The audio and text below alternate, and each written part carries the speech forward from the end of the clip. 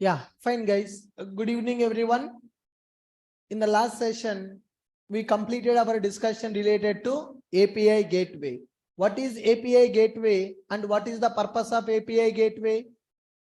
API gateway is entry point for all the APIs that are available in the application. Now, some common logics that we need to implement in multiple APIs, for example, security, monitoring, and all such kind of stuff. Instead of developing them in every API, we can write that logic in the API gateway. Inside the API gateway, we are writing filter and routing. What is the purpose of a filter? Right, it is used to perform some pre-processing and post-processing logic. Whenever a request comes to the filter, we can check whether that request is valid or not. If the request is valid, then only process that request, otherwise don't process that request. Such kind of pre-processing we can do by using filter. And we are having routing also. What is the purpose of routing? Right, whenever a request comes to the API gateway, in the API gateway, business logic is not available to process the request. Request processing should happen in some API. Those are called backend APIs. Which request should be processed by which API? Which request should be processed by which API? That we are going to define in the routing. Whenever request comes, API gateway will forward that request to service registry based on the service name. If that service name having multiple URLs, then load balancing is going to happen. We have already implemented that project yesterday and we have tested. We are able to send the request to API gateway. API gateway executed the filter and the API gateway executed the routing also. Perfect. Good. Now, today's topic, we are going to talk about Redis cache. Today's topic, we are going to talk about Redis cache. So today we will understand what is cache, why we need to go for cache, what is cache, why we need to go for cache, why we need to go for cache, what is Redis, Spring Boot with Redis integration.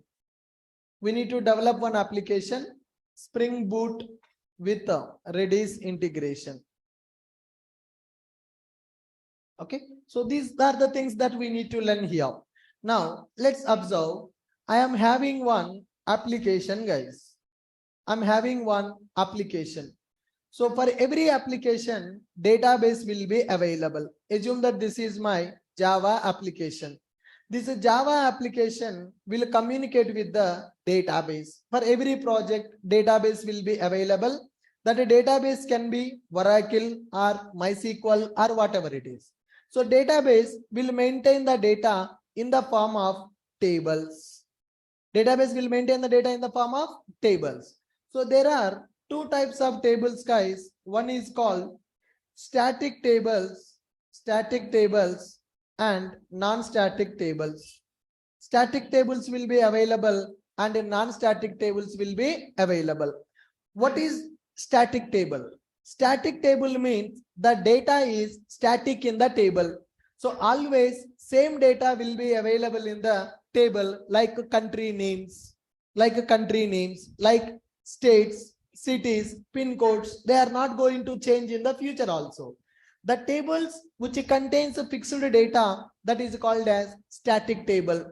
So right, in every project, static tables will be available and non-static tables also will be available. Static tables will contain fixed data, that the data will not change in the future also. And non-static tables will be available, nothing but that the table data will keep on changing, like user table. New users will be creating, new user accounts will be created, his phone numbers will be updated, his password will be updated. So some tables will have dynamic data, that means it will keep on changing. Some tables will contain static data that is not going to change in the future. So I have shown you in our website also, there is a registration page available. When you go here, country codes will come. How many people access this registration page? Country code which will be coming here. These are country codes I'm getting from database. Now, If 1,000 people access this registration page, if they click on register button, that data will come here. Country's data will come here. So any change in the data or the data is the same. Any change in the data or the data is same. The data is same here. The data is not going to change in the future. When the data is not changing in the future, why our application should get the data from the database every time when user want to create a new account?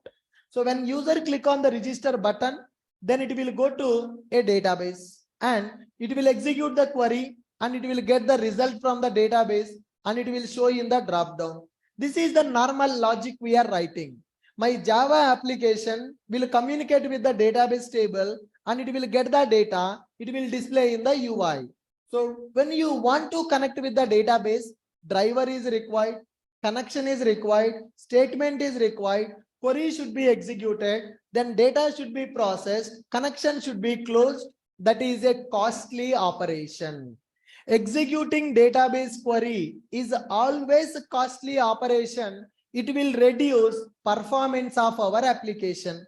Now assume that if 1 lakh people access, register button, then what will happen? 1 lakh times my Java application will communicate with the database to get the country's data.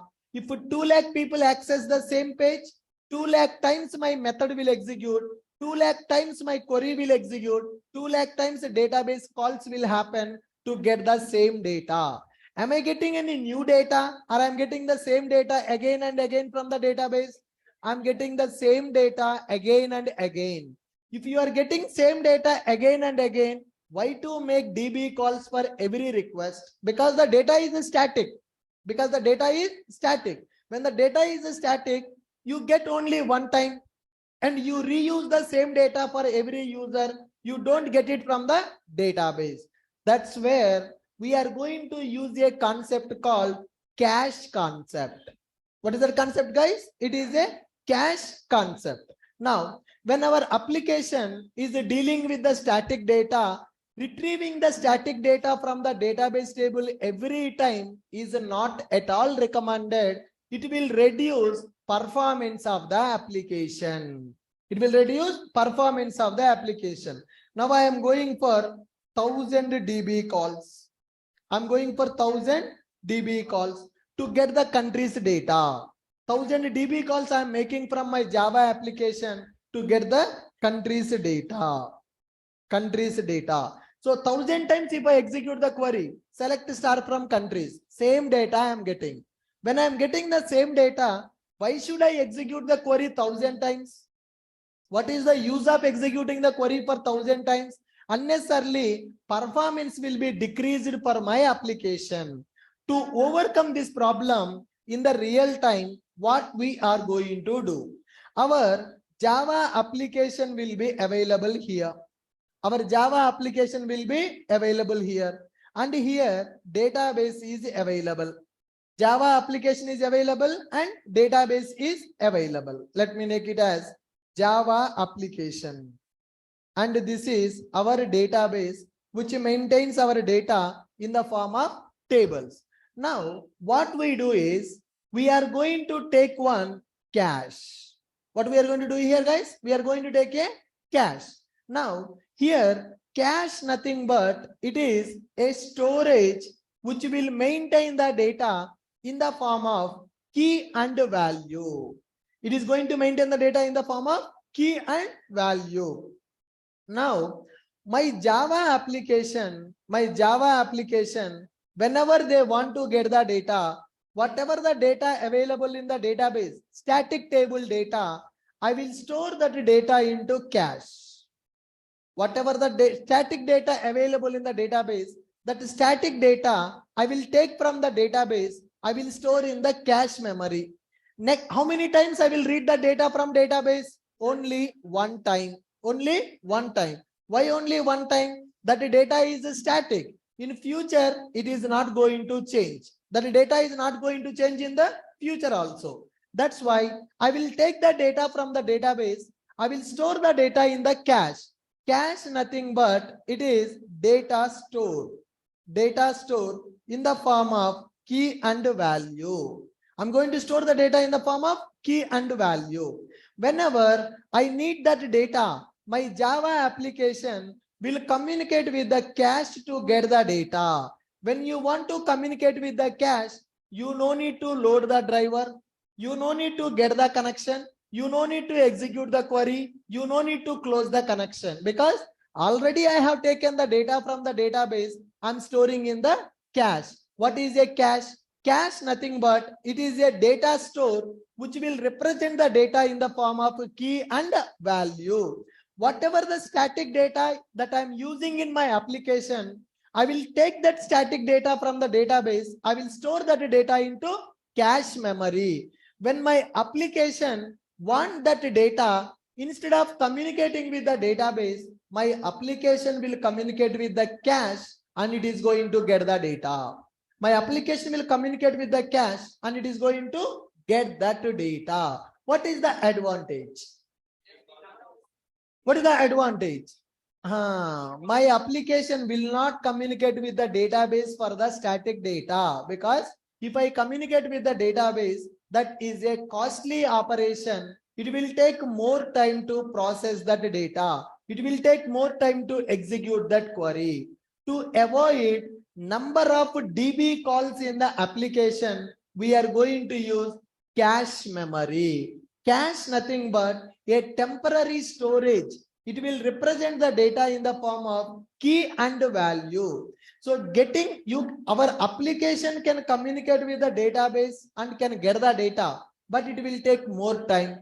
Getting the data from the cache is very easiest operation and it is going to take very less time. So in the real time, our applications will communicate with the database for dynamic data. Suppose username and password. Can I store user data in the cache? No. Users data will be keep on changing. New users will be coming. Old users will be deleting the account. They will be changing their password. They will be changing their address. So some changes will happen for the user's data. That is called non-static data. We can call it as a dynamic data. So here we are going to use the cache for static data. What is the meaning of static data? What is the meaning of static data? The data which is not going to change in the future, that data is called as a static data. Why it is not recommended to get the static data from the database? Why it is not recommended to get the static data from the database? It will take more time to communicate with the database and get the data. Costly operation, performance will be reduced. Then how to improve performance of our application? By using cache. What is cache? Cache is a temporary storage which will represent the data in the form of key value. Which will represent the data in the form of key value. We will take the data from the database. We will store in the cache memory. When my application wants the data, it is already present in the cache. My application will get the data from the cache instead of getting from the database. Only first time I will get the data from database, I will store in the cache. Now, 1000 users are coming to my application. They are clicking on the register button. Now, this country's data coming from where? This country's data coming from where? This country's data coming from the cache memory. What is the advantage? What is the advantage? We are reducing number of DB calls between Java application and database. When we reduce number of DB calls between Java and database, automatically performance will be increased for the application. Application execution will be faster because I'm not communicating with the database. I'm communicating with the cache memory. Can we develop entire project with the cache without database? No. Database will be available and cache also will be available. What data we will maintain in the everything will be there in the database. Whatever the data which is static, we will take it from the DB, we will store in the cache memory. Are you guys clear? So there are two types of cache memories are famous in the market. One is called Gemfire. What is that, guys? Gemfire is one of the cache and another one is Redis cache. Okay. So Redis cache is more famous in the market. when we compare with the Gemfire. So we are going to talk about Redis cache in our course. So we are going to set up Redis cache and we will develop a Spring Boot application. I will show you how this Spring Boot application can store the data in the cache and can retrieve the data from the cache. Are you clear? Now see, what is a cache? What is a cache? It is a cache is a temporary storage. Cache is a temporary storage. It is temporary storage. Cache will represent the data. Cache will represent data in key value format. Key value format. Right. Why we need to go for cache? By using a cache, by using cache data, we can reduce number of DB calls from our application. DB calls from our application. DB call is a costly operation. What is the meaning of costly operation? It will take more time. DB call is always costly. What is the meaning of costly? It will take more time to execute. DB call is always costly. It will take more time to execute. So by using cache data, we can reduce number of DB calls from our application. By using cache memory, by using cache data or cache memory, cache is also called as a cache memory. By using this cache memory, we can increase performance of the application. We can increase performance of the application. How performance will be increased? Whenever I need the data, just get it from the cache. No need to go for the database. All clear? Good. So read it. What is cache? Cache is temporary storage. Cache will represent the data in the key value format. By using cache data, we can reduce number of DB calls from our application. DB call is always costly. It will take more time to execute. By using cache data, we can increase performance of the application. Okay. Redis is one of the most famous cache available in the market. Redis cache is one of the most famous cache available in market. Gemfire is available. There are several cache platforms available. Out of all, Redis cache is Redis is the most famous cache available in the market. Let us go to Redis cache and see that. Redis.io website is available. Go to Redis. What is this? What is this? The open source in-memory data store used by millions of developers as a database, cache, streaming engine, and a message broker. So Redis is multi-purpose. Redis is multi-purpose. You can use that as in-memory data store, and you can use that as a database. You can use that as a cache. You can use that as a streaming engine. You can use that as a message broker. Like this, you can store the data in the Redis. Set key value. So it is going to store the data in the key and value page.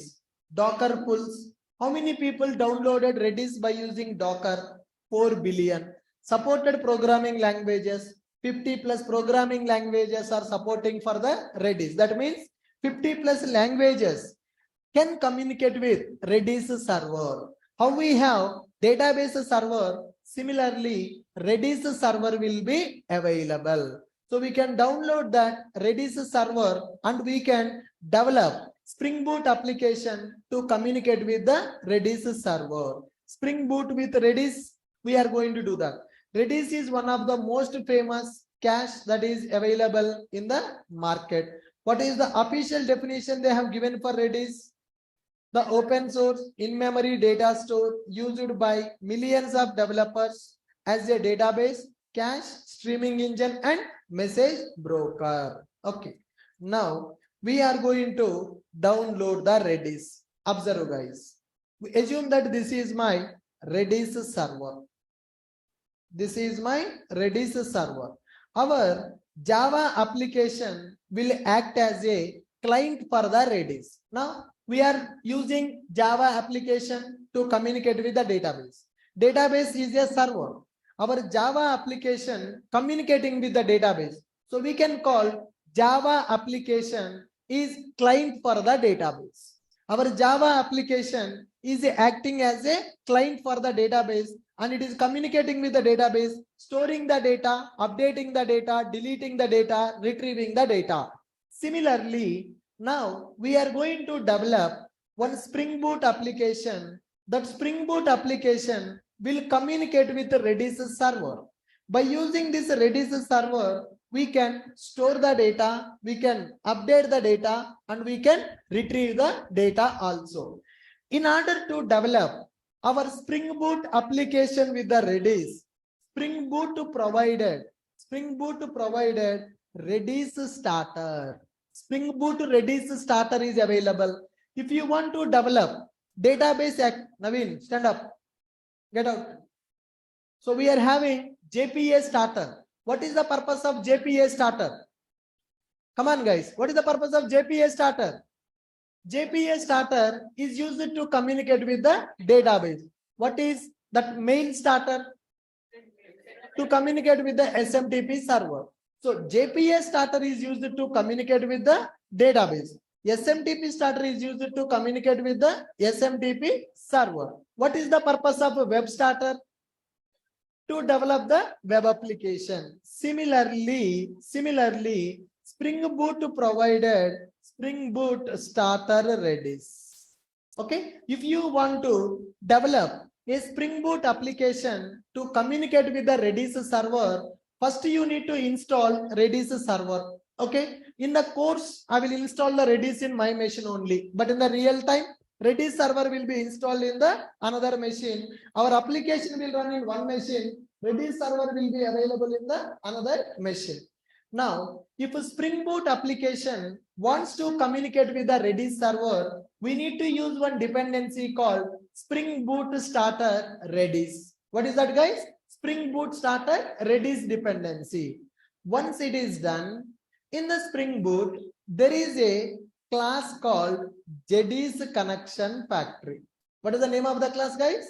Redis Connection Factory class is available. Redis Connection Factory class is used to connect with the Redis server. In the normal Java, we are using data source, which is used to configure database properties to communicate with the database. Similarly, if your Spring Boot application wants to communicate with the Redis server, first you need to install Redis server. Can you tell me what is Redis? Why we need to go for Redis? Come on, guys. What is Redis? Why we need to go for Redis?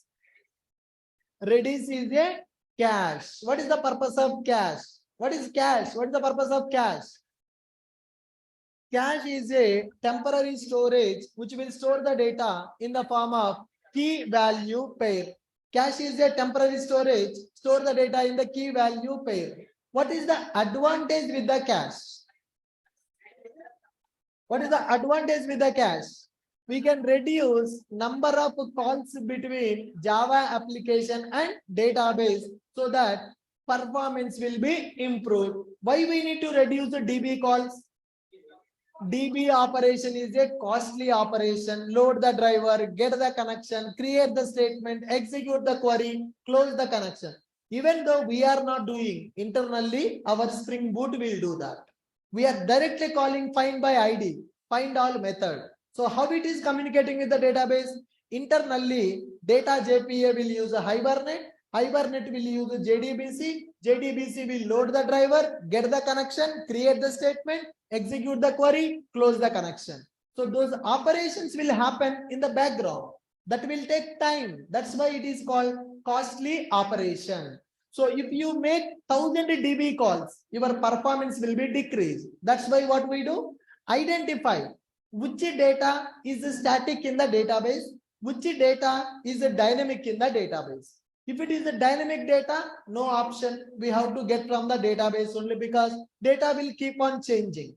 If it is a static data, why to get it from database every time? Let us take it and keep in the cache. Whenever we need it, get it from the cache. No need to make the DB call. So here performance will be improved. Now, I want Spring Boot application to communicate with the Redis server. First, we need to set up Redis server in our machine. How we installed MySQL database, Oracle database in the computer. In the same way, we need to install Redis server in our computer. We need to install Redis server in our computer. Once we have done that installation, my application should communicate with the Redis. My Spring Boot application should communicate with the Redis. For that, Boot people provided one starter. What is a starter in the Spring Boot? It provides you set up jar files to develop your application.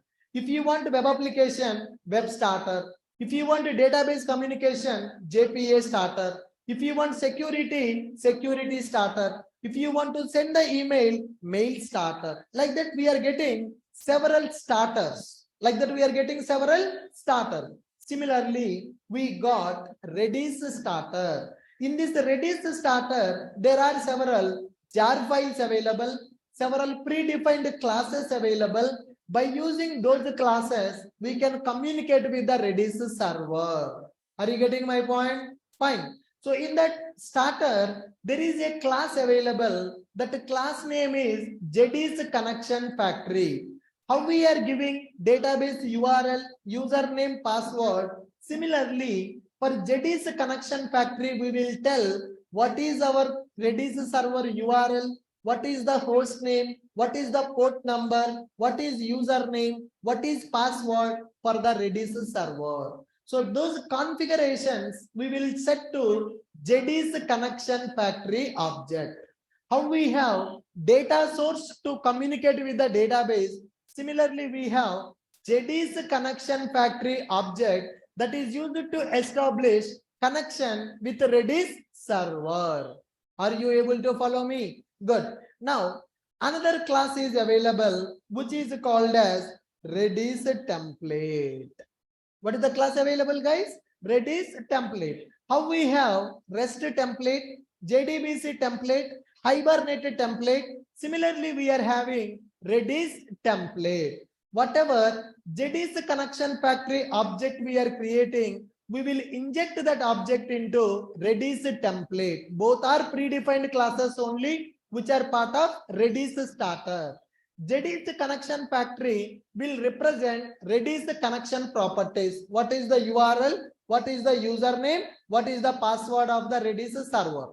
Once that connection is created, that connection I will give to Redis template. Redis template is providing methods to perform operations with the Redis server. Are you guys able to follow? Now, I want to communicate from one application to another application by using Spring Boot. Then I will go for REST template. What is the purpose of REST template? To establish the HTTP connections between two applications. What is the purpose of JDBC template? Database operations if you want to perform. Then we can go for that. Okay. What is the purpose of Hibernate template? Same. If you want to communicate with the database by using Hibernate, then we will go for Hibernate template. Similar to JDBC template, Redis template, REST template, there is a Kafka template also. Kafka template class available. If your Spring Boot application want to communicate with the Kafka server, Kafka template is the class which provided methods for that. If your application want to communicate with the database by using Spring JDBC, JDBC template available. If you want to communicate with the database by using Hibernate, Hibernate template is available. If you want to communicate with Redis, Redis template is available. Now, in this Redis server, I want to store the data in the form of key and value. Okay, guys, I want to store the data in the form of key and value. Now let us see. I'm storing 101. I'm storing some Raju. Okay, 102. I'm storing some Rani, and 103. I'm storing as Java. Okay, 104. I'm storing as Hyderabad. Is there any problem? key and values are available. But whether it is person's data, whether it is course data, whether it is cities data, any difference is there? Can I differentiate what is my data? I know that these are my employees. These Raju Rani are my employees. This is my favorite subject and this is my favorite city. I know that. How Redis will know that? How my project will know that? So is there any difference? Is there any difference or there is no difference? There is no difference. So that's where along with the key and value, there is another option called hash key. What is the option, guys? Hash key. Here for hash key, I will keep it as a EMP. So for these two records, these are EMP records, and this is hash key. I will keep it as books. Okay, this hash key I will keep as cities. So simply you can consider this is a table. In the table there are two records available. This is one table. In that one record is available. Cities is one table. In that one record is available. Similarly, when we are storing the data in the Redis, not only key value, we need to specify that the data belongs to which category. That's where from the Redis template, we are going to take one more object called hash ops. Ops for hash. I'm going to take one more class called ops for hash. From Redis template, I'm going to take a class called ops for hash. I'm going to take a class with a name called ops for hash. Now, ops for hash class provided several methods. Put to method is available. 3 parameters. Key, that is key, hash key, and value. Key, hash key, values will be available. Now, get method, key and hash key. Okay, put method, get method, and we are having entries of hash key. Get all the keys and values which are available. Delete method, key and hash key. Like this, I'm going to delete the record. These all are the methods that are provided by ops for hash class. These all are the methods that are provided by ops for hash class. By using these methods, we can perform operations with the Redis server, right? So when I perform any operation, when I do any operation here, these methods will do the operation with my Redis server. So in the JPA, we are having save method, find by ID method, find all method, delete method. Similarly, now in our Spring Boot application, if you want to communicate with the Redis server, you need to create JD's connection factory object. Then you need to inject that into REST template. By using REST template, I'm going to get ops for hash. In the ops for hash, there are several methods available. By using those methods, we can save the data in the Redis. We can update the data, we can delete the data, and we can retrieve the data also. That is called caching concept. So if you want to develop that Spring Boot application, you need to have the clarity on this architecture. Look at that architecture.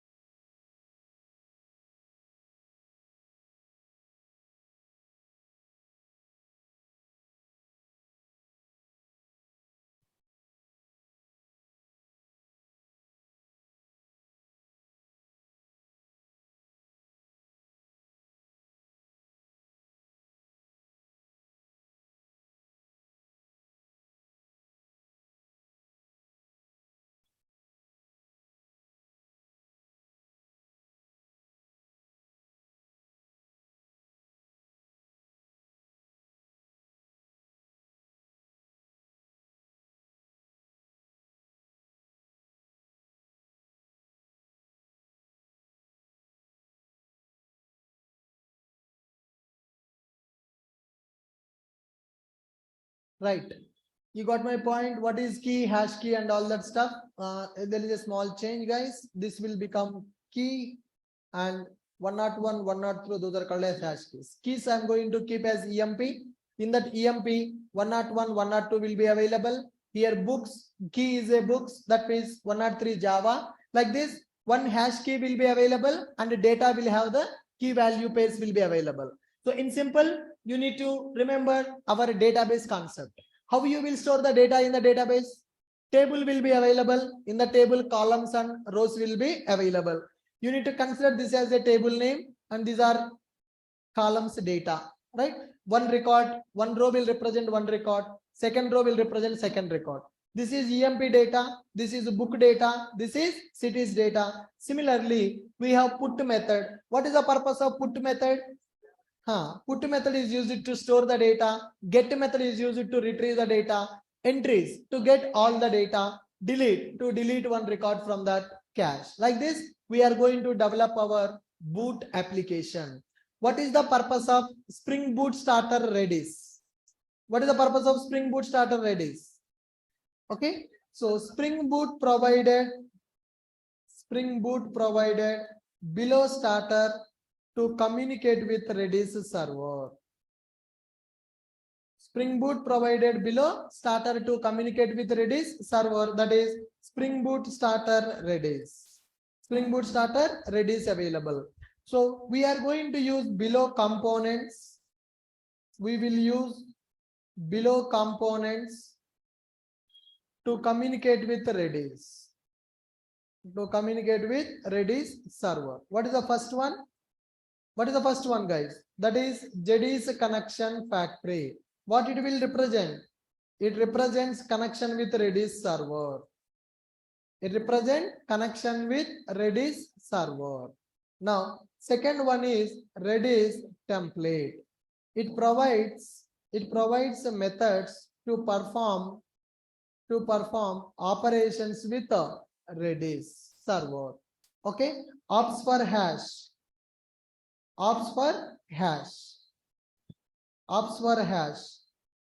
It is providing methods. To perform operations based on hash key, right? So we are going to represent the data in the form of table format. Key and table name will be available and key and values will be available. What are the methods we have? We are having put method. It will take 3 parameters. One is the key, another one is a hash key, next one is the value. Get method, 2 parameters, key and hash key will be available. Entries method with the hash key, all the entries I want to get it. Then delete method, key available and hash key also available. Like that, there are several methods that are available in ops for hash class. So what is the purpose of this ops for hash class? It is providing the methods. By using the methods, we are going to communicate with the Redis server. So what I need to do first? First, I need to install Redis server in our machine. Then we need to develop our boot application. Using boot application, we are going to develop these components. Now I will create my service class. My service class will use apps for apps and I will create one REST controller. My REST controller will communicate with the service. My service will communicate with the ops for hash. Ops for hash will communicate with the Redis template. Redis template will communicate with the Redis connection factory. Like this, Spring Boot application can interact with the Redis server. To establish that interaction between Spring Boot and Redis, Spring Boot provided a starter, Spring Boot Starter Redis. Are you clear? Good. Any questions as of now? What is cache? Come on, tell me that. What is cache? Cache is a temporary storage to store the data in the form of key and value. Why we need to go for cache? Cache is used to reduce number of DB calls between Java application and database. Why we need to reduce the DB calls? Why we need to reduce DB calls? Come on. DB call is a costly operation. It will reduce performance of the application. So that's why we need to identify which data is static, which data is dynamic. If it is a dynamic data, directly we need to take from the database. If it is a static data, why to take from the database every time? Let us read from the database, store in the cache. Whenever we need it, I can take it from the cache memory. Cache operation is easy than database operation, and it will take lesser time also. And when we are going for Redis, Spring Boot provided Redis starter. In this dependency, several predefined classes are available. One is Redis connection factory. Second one is Redis template. Third one is ops for hash. Redis connection factory represents connection with Redis server. Then by using that connection factory, we are going to take Redis template. By using Redis template, I will take ops for hash. Ops for hash providing methods. By using those methods, I can perform insert, update, retrieve, and delete also. What operations we are performing in the database? CRUD operation. Same thing we can do here also by using Redis. Clear, guys? So many applications in the real time are using this kind of caching technique. With this kind of caching technique, their applications performance will be improved. So when we have static data in the application, then we need to go for this kind of cache implementation. From database, I will load the data to the cache. My application will get the data from the cache instead of getting from the database.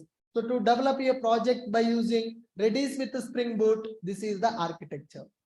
Redis connection factory, from that Redis template, from that ops for hash, in that methods are available. By using these methods, we can insert, update, delete, and retrieve the data from the Redis. Okay, you can go to Redis website. There is an option called download option is available. Okay, Redis stable version, download, Redis downloads. You can download Redis directly. You can download Redis by using Docker also. Download Redis stable 7.0.11. Redis downloading as a zip file. Go to downloads. Yeah, it is downloading as a zip file. Extract to Redis folder. I'm installing Redis on the same machine, but in the real time, what will happen, guys? In the real time, it will be executed in another machine. What is this? There is an option called install. Utils folder is available. SRC folder.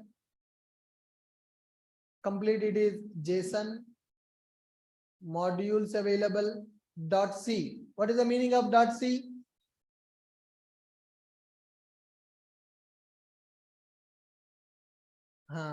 Redis server developed by using which programming language?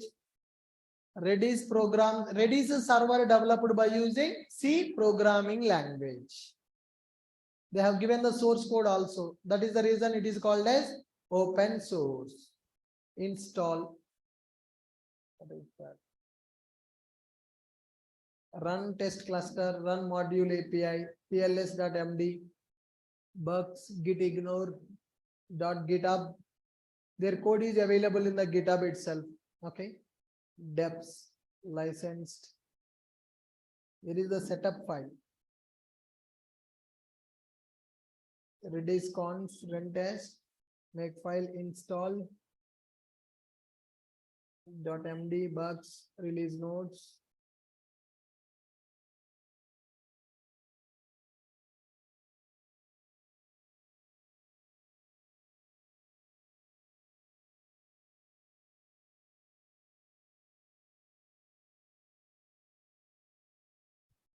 Okay, I will check that, guys. So I will see how we can install that. In the previous versions, directly we used it to get server.start, server.bat file. Now that bat file is not available to install. Tomorrow, I will see how can we install Redis server in our machine and how can we communicate from our boot application to this Redis server. If it is not installing manually, I will go for a Docker and I will install the Redis in our machine. Once the Redis server is running, then boot application can communicate with the Redis server. The implementation we are going to do in the tomorrow session. Coding we will implement in the tomorrow's class. Today, Theoretically, we understood what is Redis, why we need to go for Redis, and what is the architecture we need to follow to work with the Redis. Tomorrow we'll work on the practical part for that. Got it? Fine. Good. Fine, guys. With this, I'm stopping for today. We'll meet in the tomorrow's class, JRTP class. Thank you. I will upload these notes, guys. Yeah.